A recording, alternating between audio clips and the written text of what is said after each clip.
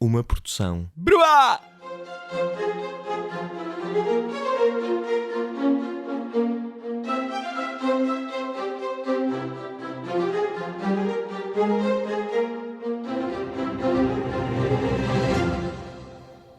Olá a todos e bem-vindos às Teorias da Conspiração. De vez em quando, um dos milhares de fãs deste podcast faz-me uma pergunta óbvia, mas difícil de responder. Será que eu acredito em alguma teoria da conspiração? Será que os mergulhos constantes nestas tocas de coelho enfraqueceram o meu ceticismo? Que teoria da conspiração é que me parece mais convincente ou, dito de outra maneira, menos improvável? Hoje falamos da vida e da morte do multimilionário americano Jeffrey Epstein.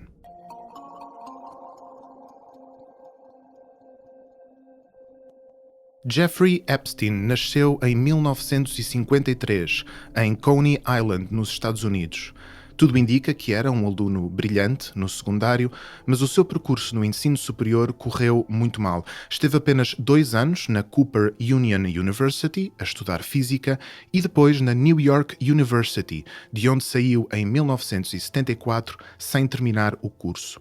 Falsificou o seu percurso académico, começou a dar aulas de matemática e física na prestigiada Dalton School e 2 anos depois foi contratado pela Bear Stearns, em Wall Street, iniciando uma carreira na banca e nos hedge funds.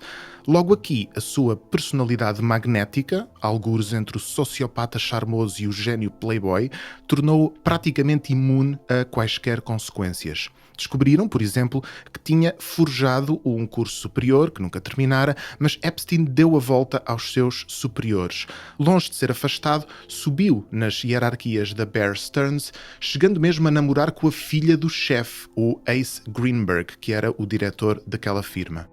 Em 1986, conheceu Steve Hoffenberg, o CEO da Towers Financial Corporation, e ajudou a montar um esquema em pirâmide. E no mesmo ano, fez amizade com Les Wexner, um multimilionário proprietário de centenas de lojas de roupa, incluindo a Victoria's Secret.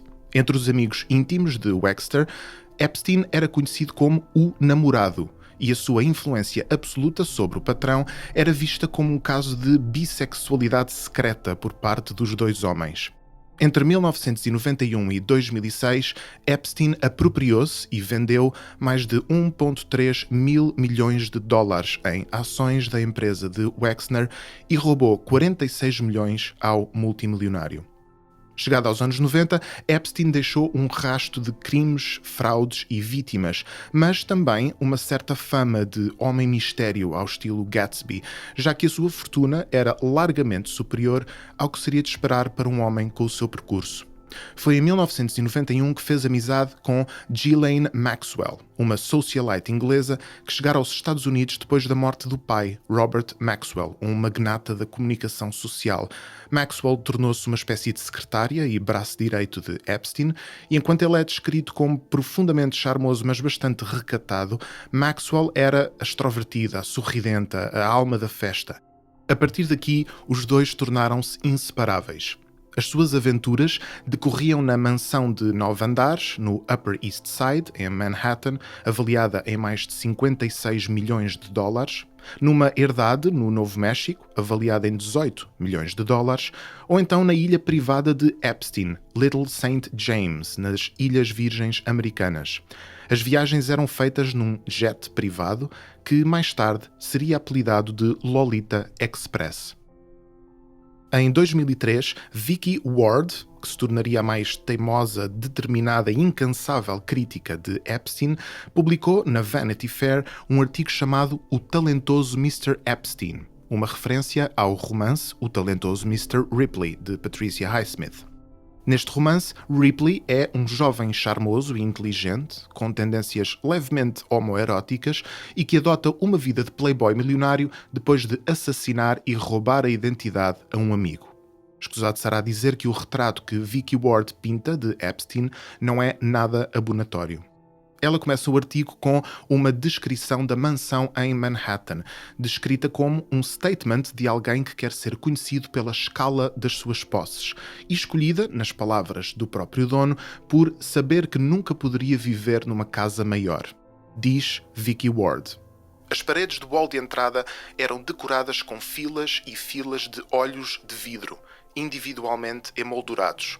Com visível prazer, o dono da casa dizia que os importou de Inglaterra, onde eram produzidos para soldados feridos na guerra. Já o escritório seguia a mesma veia excêntrica. Estava decorado com um gigantesco tapete persa, um piano de cauda da marca Steinway, mobiliário português do século XVIII e uma enorme secretária dourada, sobre a qual Vicky Ward vislumbrou uma cópia do livro Justine, do Marquês de Sade, que, a propósito, é sobre os abusos sexuais perpetrados sobre uma jovem adolescente francesa, incluindo violações e orgias forçadas. A jornalista descreve um dos seus primeiros encontros com Epstein durante esta visita à mansão. Epstein é encantador, mas não no olhar. Os seus olhos parecem feitos de aço, calculistas, sugerindo uma maquinaria que se esconde por trás deles. Vamos jogar xadrez, disse-me ele, depois de recusar ser entrevistado para este artigo. A Vicky será às peças brancas. Pode começar. Era uma metáfora apropriada para um homem que sente que consegue ganhar independentemente da vantagem do seu oponente. A sua grande vantagem é que ninguém parece conhecê-lo, a ele ou à sua história, muito menos em que consiste o seu verdadeiro arsenal. Epstein estabeleceu-se como um dos últimos e desconcertantes mistérios do mundo dos milionários nova-iorquinos. As pessoas sabem fragmentos, mas nunca a história completa.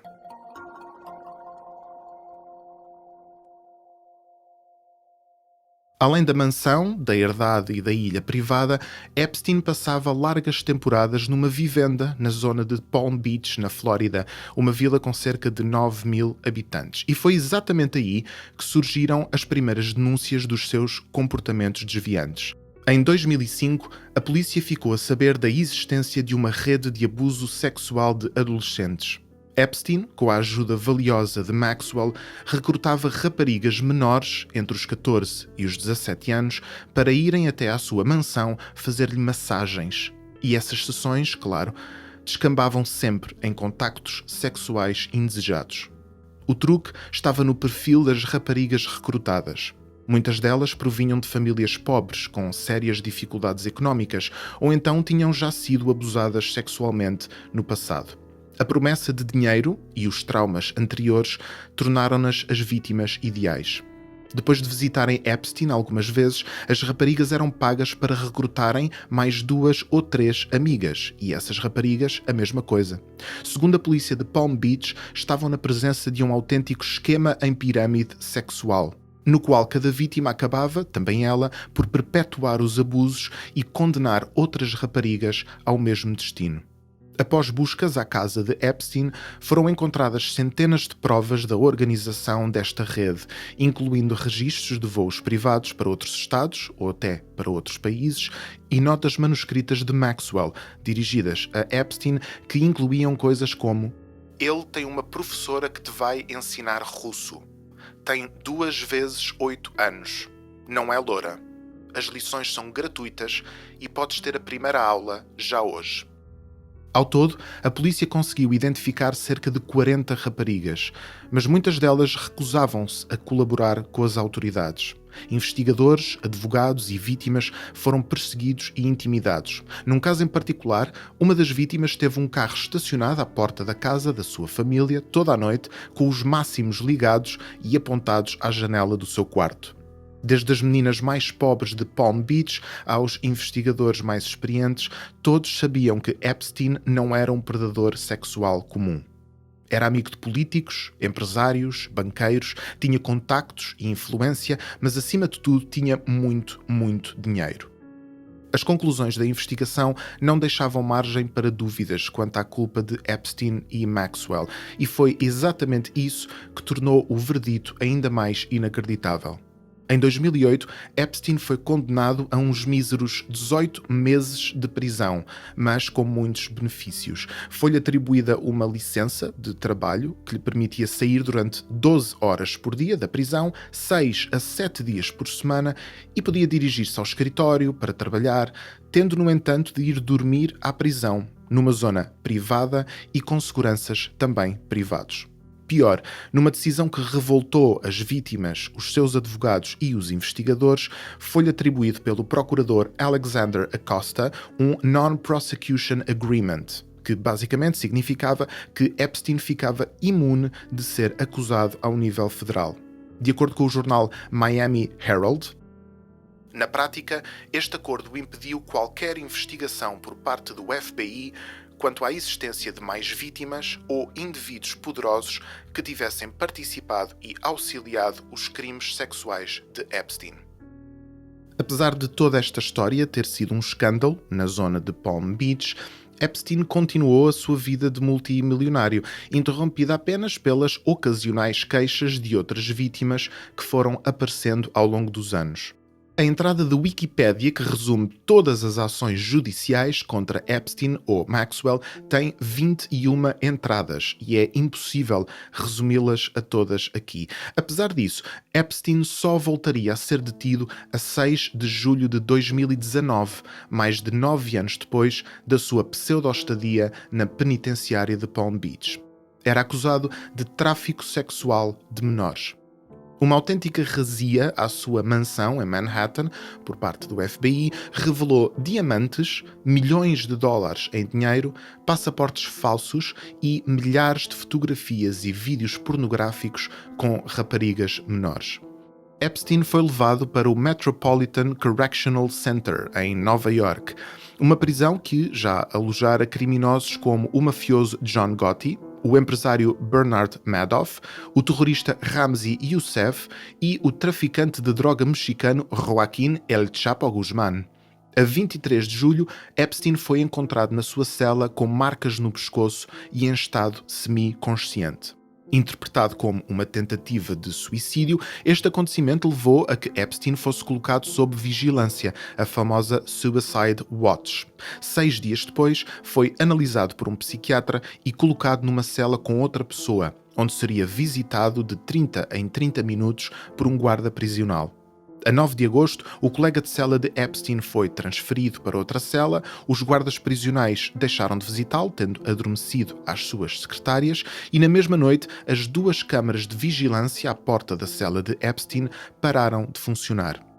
Às 6h30 da manhã seguinte, a 10 de agosto de 2019, Epstein foi encontrado morto na sua cela, ajoelhado no chão e com um lençol amarrado à volta do pescoço. A autópsia concluiu que se tratara de um suicídio, mas um especialista contratado pela defesa de Epstein, Michael Baden, argumentou que um dos ossos no pescoço de Epstein estava partido e que isso era consistente com um estrangulamento e não com o enforcamento improvisado. Oficialmente, Epstein suicidou-se na sua cela. E depois de uma investigação à sequência bizarra de coincidências que levara Epstein a estar sozinho e sem vigilância durante a madrugada de 10 de agosto, os 2 guardas prisionais que tinham adormecido durante o seu turno foram acusados de falsificar o relatório sobre o que acontecera naquela noite. A prisão não admitiu qualquer responsabilidade, não havia imagens das câmaras de vigilância, não havia testemunhas. O suicídio de Epstein foi o ponto final na sua história. Mas nem toda a gente aceitou a explicação oficial, começando logo pelo presidente dos Estados Unidos, Donald Trump, que imediatamente a seguir à notícia do suicídio de Epstein, utilizou o Twitter para pedir uma investigação profunda ao Império Epstein e aos seus amigos, que incluíam os Clinton. 4 dias depois do suicídio, uma sondagem indicava que apenas 29% dos americanos acreditava na história oficial e 42% acreditava que Epstein tinha sido assassinado, de maneira a evitar que batesse com a língua nos dentes e denunciasse os seus co-conspiradores.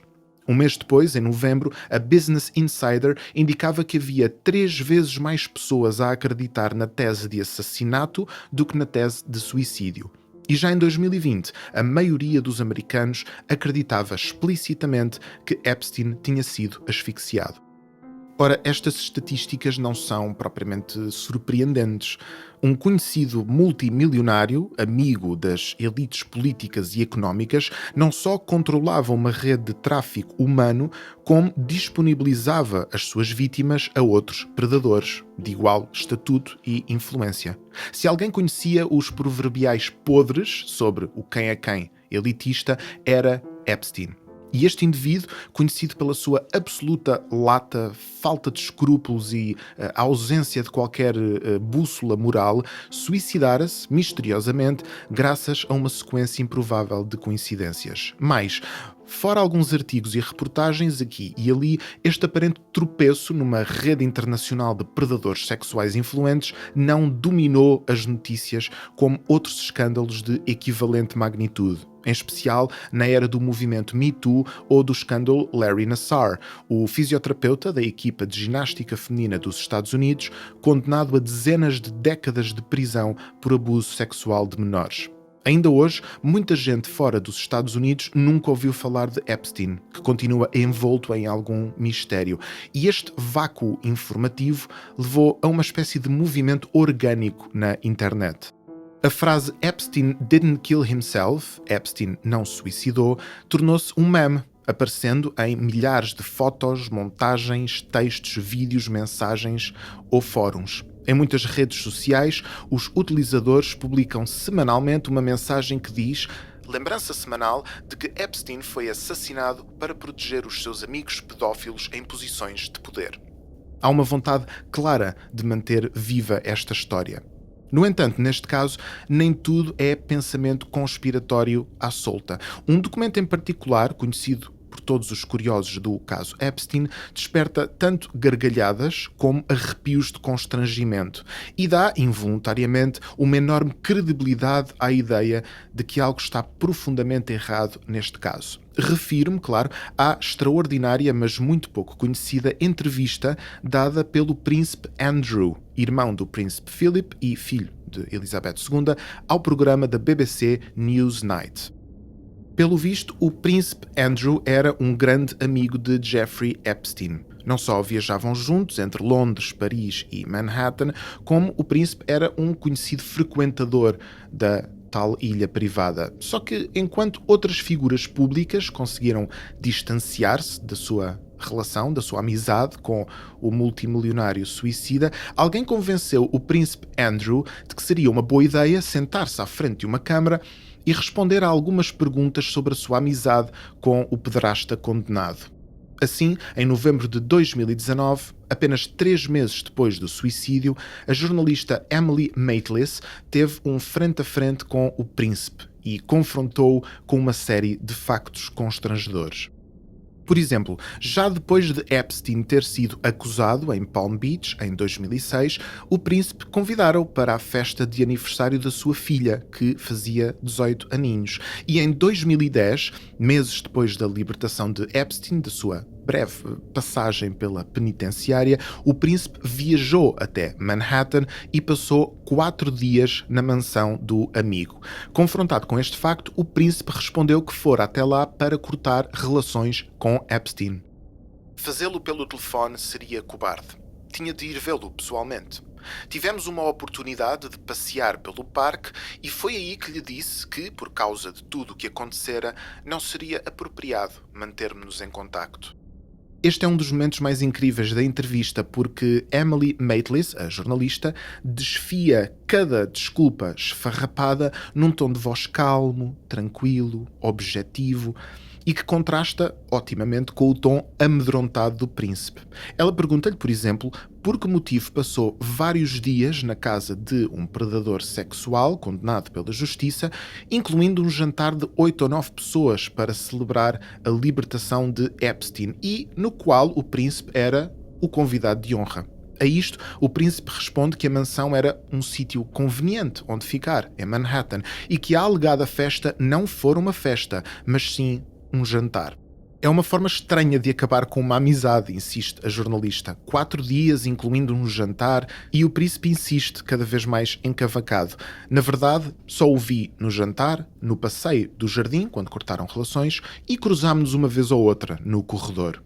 Mas nem todas as acusações contra o príncipe são circunstanciais. Virginia Roberts, uma mulher que conhecera Epstein em Palm Beach, fora sua massagista a tempo inteiro e durante anos sofrera abusos sexuais às mãos tanto dele como dos seus amigos, acusa o príncipe Andrew de ter tido relações sexuais com ela quando tinha apenas 17 anos, ela, não o príncipe, em 3 ocasiões diferentes. Sobre um desses encontros, Virginia Roberts descreve que o príncipe lhe pagou uma bebida numa discoteca e dançou com ela enquanto suava profusamente.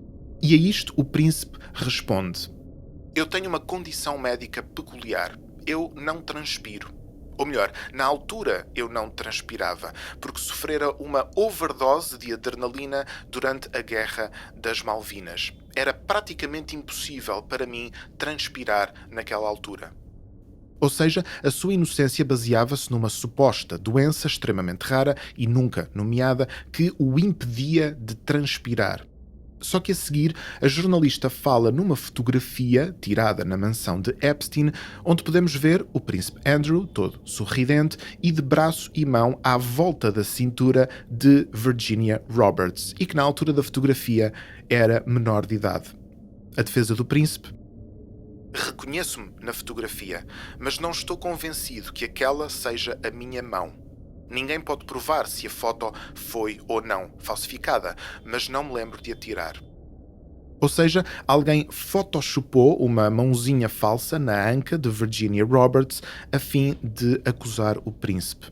A entrevista decorre neste tom por mais 40 minutos e inclui saladas verbais como: "Para um homem, fazer sexo com alguém é uma ação positiva. Teria de levar a cabo algum tipo de ação positiva e, por isso mesmo, tentar esquecer essa ação positiva é muito difícil. E eu não me lembro de nada." E mesmo no final, o príncipe diz que Epstein comportou-se de uma forma claramente imprópria. A jornalista, incrédula, murmura: "Imprópria? Ele era um predador sexual." E o príncipe, completamente a derreter-se de nervos para esta altura, diz: "Sim, peço desculpa, estava a ser só educado. Sim, ele era um predador sexual." As reações à entrevista não se fizeram esperar. Charlie Proctor, o editor do site Royal Central, escolheu uma metáfora. "Estava à espera de um descarrilamento, mas aquilo foi tão mau como um avião a despenhar-se num tanque de combustível, causando um tsunami e provocando uma explosão nuclear." Dickie Arbiter, ex-secretário de imprensa da rainha, defendeu que se o príncipe Andrew pensava ter desenhado uma linha na areia que o separava de Epstein, então estava completamente louco. E o popular programa Good Morning Britain tem ainda disponíveis no YouTube vários vídeos críticos à entrevista, incluindo um com o curioso título "Dr. Hilary Jones avalia as afirmações do príncipe Andrew sobre a sua transpiração." Até uma escola secundária no Canadá reagiu negativamente. A Prince Andrew High School afirmou publicamente que desejava mudar de nome. Em maio de 2020, a Casa Real Britânica anunciou que o príncipe deixaria de desempenhar qualquer papel público, muito menos em representação da coroa. Em 2021, Virginia Roberts processou formalmente e no próximo ano, em 2022, o príncipe Andrew irá a tribunal em Nova York. Ao contrário de Epstein, vai responder pelas suas ações. Vale a pena ver a entrevista na íntegra. Pensem nela como uma média-metragem de terror psicológico. Um membro da família real britânica absolutamente encavacado, tenso, trêmulo, hesitante, incoerente e muito, muito mal preparado a adotar a expressão de quem está a ser interrogado por um agente da Gestapo e morre de medo que a próxima pergunta seja o derradeiro prego no seu caixão. Para além do prazer voyeurista e de uma grande sensação de vergonha alheia, desligamos a entrevista ainda com outra sensação, a de que há aqui qualquer coisa que não faz sentido. Outro exemplo. No mesmo mês em que Prince Andrew morria por dentro, perante as câmaras da BBC, o projeto Veritas, um grupo de jornalistas especializados em jornalismo de guerrilha, captações e gravações às escondidas e também muitas denúncias anónimas, publicou na sua página um vídeo filmado acidentalmente nos estúdios da ABC. Nele, a jornalista Amy Robach, que claramente não sabe que está a ser gravada, desabafa com colegas sobre a história de Epstein. Segundo Robach, investigara durante 3 anos as alegações de Virginia Roberts e outras vítimas de Epstein.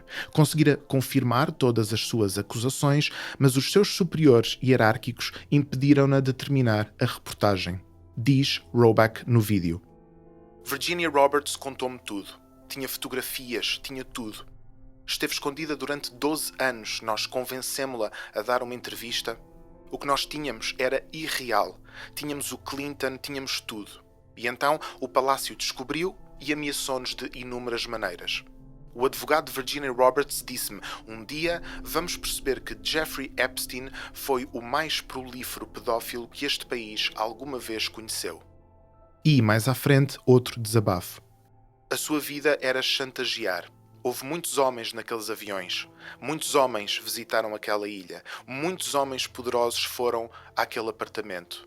Se acredito que ele foi assassinado, tenho a certeza.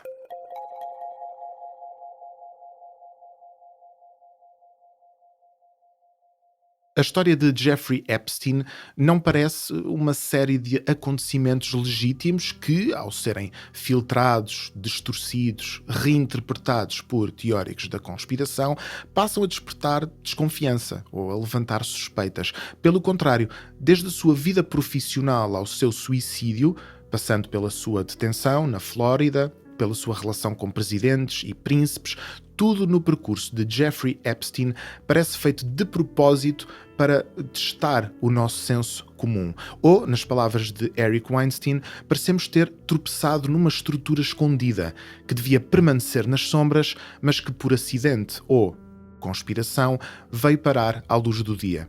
Vemos-lhe a ponta como a de um iceberg, mas só podemos imaginar o que está ainda por revelar. Por exemplo, seria Jeffrey Epstein um agente duplo ou algum tipo de espião que se fazia passar por um multimilionário pederasta a fim de apanhar figuras políticas importantes em posições constrangedoras para depois, mais tarde, as poder chantagear? Nenhuma das versões desta história é aborrecida.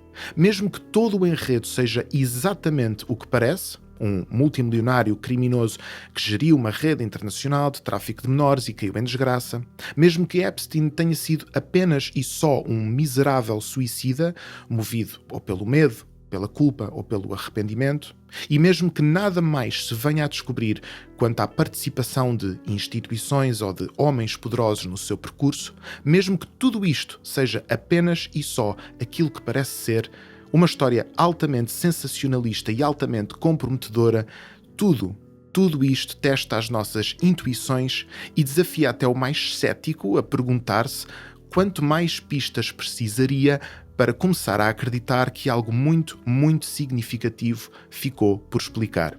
Será que eu, pessoalmente, acredito que Jeffrey Epstein foi assassinado? Admito a tentação de dizer que sim.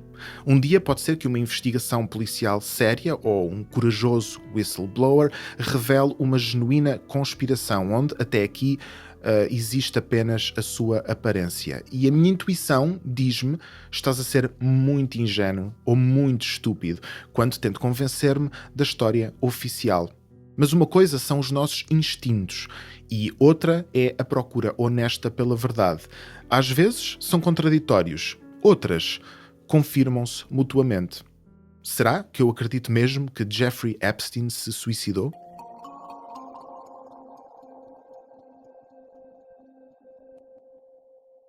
Na descrição deste episódio, como em todos os anteriores, poderão encontrar links úteis, isto é, algumas das fontes utilizadas na pesquisa para este podcast, incluindo, claro, a entrevista ao príncipe Andrew e as declarações de Amy Robach. Há sempre vídeos, entrevistas, artigos, estudos, blogs, tudo o que precisam para aprofundar ainda mais os temas tratados. Relembramos que este podcast já tem um e-mail, teoriasdaconspiração@bruapodcasts.com, Por favor, enviem propostas de correções, comentários, críticas, elogios, estejam à vontade. E se gostaram deste podcast, por favor, deem-nos uma classificação de 5 estrelas no iTunes para nos ajudar a chegar a mais ouvintes. Acompanhem-nos também no Spotify, no YouTube e em todas as plataformas de podcast e, claro, partilhem com familiares e amigos. Até à próxima.